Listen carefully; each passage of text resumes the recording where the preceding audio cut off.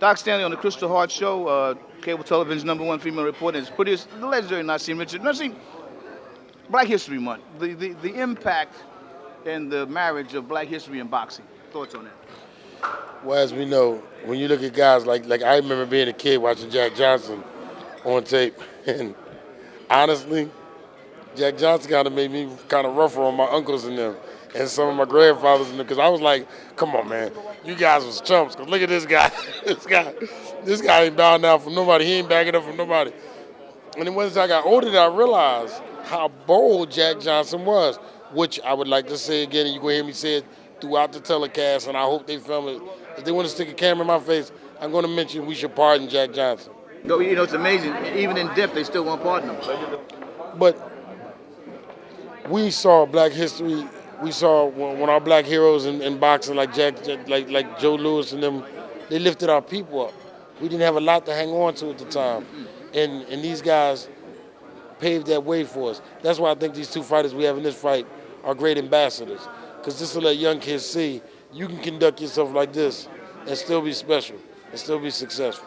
You know. You've seen as one of the greatest trainers of all time. Oh man, Well, I wish I knew when I borrowed something from him. Listen, man, stay on the couch. But Nazim, looking back, why was boxing able to enhance the minority athletes a lot sooner than baseball and basketball and football, in your estimation?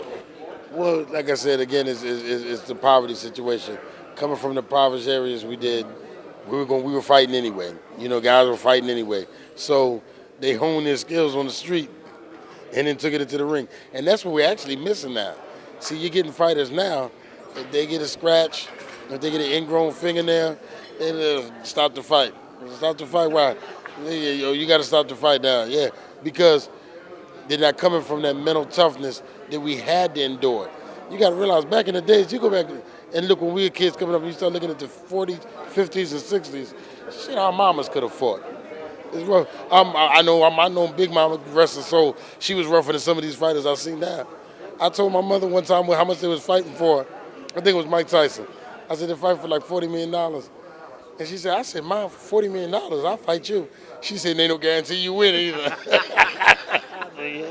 But we had to endure it. It was a tough period. It was a tough time for people at that time. And they had to endure it. So stepping in that arena, they saw a way to do better for their families. You see what I'm saying? You couldn't scare them with the fears of contact. Because like I said, that was something we were facing already.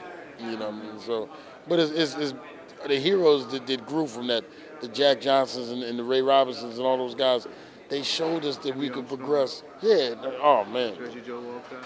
We're gonna even go to. My sons took a picture with Jersey Joe when they was kids, and I dropped them off. I never forget when they met them and they met Ali. I took them home to their mother the night before I went to work. I said, don't even try to put them to bed tonight. I said, when you turn off the lights, they're gonna still be there talking. But these legends carry on even for us today, and that's important for us. That's important for our youth that's coming up. You know what I mean? I've been blessed, and like I said, I don't disrespect trainers, but I'm firmly convinced that there has to be something inside that athlete that all you can do is bring it out of them. You know, a lot of guys want to take credit to keep jobs.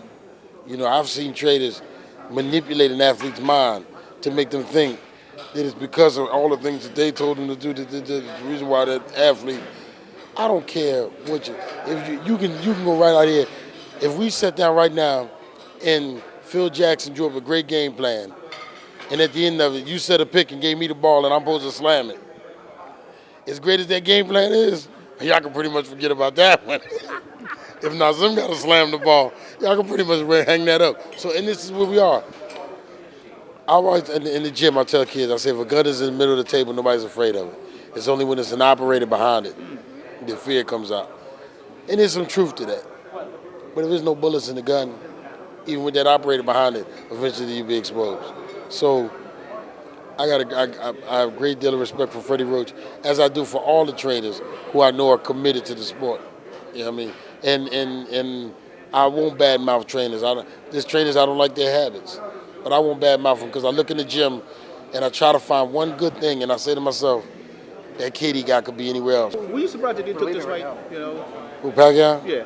Gladiator, man. Gladiator. Gladiator's gonna fight He's going to conquer all of the planes out there are to conquer. And he realized Shane is still a valuable warrior.